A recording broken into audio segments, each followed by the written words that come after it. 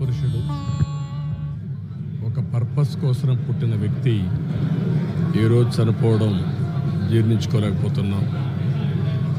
రామోజీరావు గారు నాకు 40 సంవత్సరాలుగా తెలిసాయని. ఆయన అనునిత్యం సాధన చేసింది, సమాజ హితం కోసం పనిచేశారు, ఈ తెలుగు జాతి కోసం పనిచేశారు.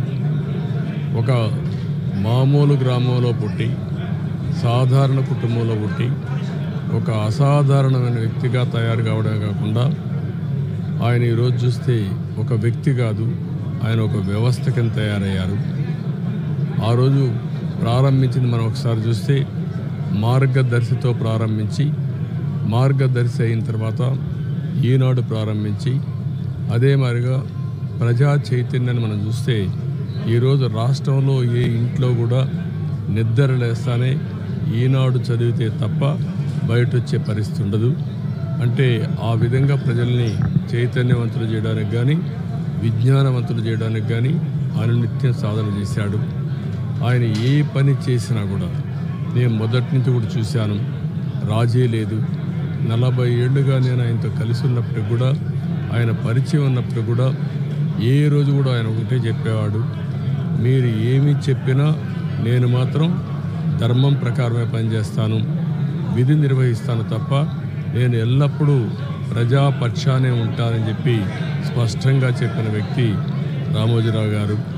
అంతేకాకుండా నిన్న చనిపోయే వరకు ఆయనకు ఒకటే కోరిక, నా కోరిక అంతా కూడా నేను అనునిత్యం పనిచేసి, పని చేస్తూ పనిలో చనిపోగలిగితే అది నాకు ఆనందంగా ఉంటుంది. అంతేకాదు, నేను చేసే ప్రతి నిమిషం నేను బ్రతుకున్నంత వరకు ప్రజల కోసం పనిచేయాలి, పని చేస్తూనే ఉండాలని చెప్పిన వ్యక్తి రామోజీరావు గారు. కానీ ఈరోజు మనం చూస్తూ ఉంటే ఆయన నిర్మించిన వ్యవస్థలు శాశ్వతం. ఒక ఈనాడు శాశ్వతం, అదే మరి ఈటీవీ శాశ్వతం. ఇది కాకుండా చిత్ర పరిశ్రమ కూడా ఎనలేని సేవలు అందించాడు.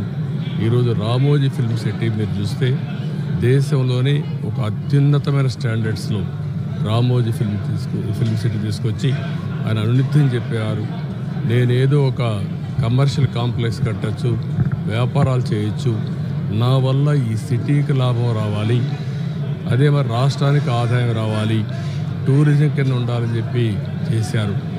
అలాంటి ఒక మహానాయకుడిని ఈరోజు పోగొట్టుకున్నాం. తెలుగు జాతి వెలుగు, తెలుగు వారి గుండెల్లో చిరస్థాయిగా ఉండే వ్యక్తి, అలాంటి వ్యక్తిని పోగొట్టుకోవడం చాలా బాధ అనిపిస్తుంది. ఏదేమైనా ఆయన ఇచ్చిన స్ఫూర్తి ఉంది. నా జీవితంలో ఎన్నో సంఘటనలు, నాకు ఎప్పుడైనా క్లిష్టమైన సమస్య వస్తే ఆయనతో నేను కన్సల్ట్ చేస్తే దాన్ని ఏం చేయాలనో ధైర్యాన్ని ఇచ్చే వ్యక్తి అతను. అందుకే మొన్న కూడా మీరు చూస్తే ఎప్పుడు ఎన్నికలు వచ్చినా కూడా ఆయన ధర్మాన్ని నిర్వహించాడు. ఆయన ఎప్పుడు కూడా ధర్మం సైడే ఉన్నాడు, అదేవిధంగా పనిచేశారు. అందుకే ప్రజల్లో కూడా ఒక అచంచలమైన విశ్వాసం ఆయన పైన. దానికి కారణం ఆయన జీవితం మొత్తం ఆయన సంపాదించిన విశ్వసనీయత. అలాంటి వ్యక్తిని పోగొట్టుకోవడం చాలా బాధేస్తుంది. ఏదేమైనా ఆయన ఆశయాలు ఈ తెలుగు జాతికి ఉన్నాయి. ప్రతి ఒక్కరు కూడా ఆయన ఆరాధిస్తారు. అందుకనే ఈరోజు ఒకటే కోరుతున్నా, ఆయన చెప్పిన విషయాలన్నీ నా చెవుల్లో ఎప్పుడూ రింగుమంటూ ఉంటాయి, వినపడుతూ ఉంటాయి. తప్పకుండా మళ్ళా తెలుగు జాతిని ఏ విధంగా ముందుకు తీసుకుపోవడానికి, అదే మరి ప్రత్యేకంగా ఆంధ్రప్రదేశ్ నష్టపోయింది, ఆ రాష్ట్రాన్ని అభివృద్ధి చేయడానికి రామోజీరావు గారు ఇచ్చిన స్ఫూర్తితో ముందుకు పోతానని చెప్పి తెలియజేసుకుంటూ